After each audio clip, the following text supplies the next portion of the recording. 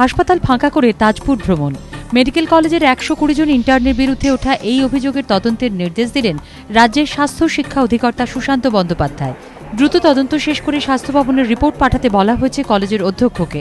অন্যদিকে এবিপি আনন্দের খবরের জেরে ভ্রমণ কাটছাট করে সোমবার ভোরেই তাজপুর থেকে কলকাতায় ফিরে এলেন এনআরএস এর 120 জন ইন্টার্ন।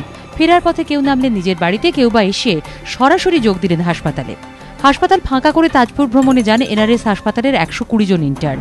রবিবার এই খবর সংগ্রহ করতে গিয়ে তাদের হাতে আক্রান্ত হন এবিপি আনন্দের প্রতিনিধি।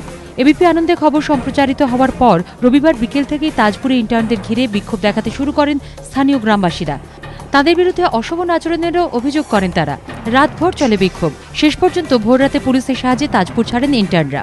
নিমাই পান্ডা ও ঋত্বিক প্রধানের রিপোর্ট, এবিপি আনন্দ।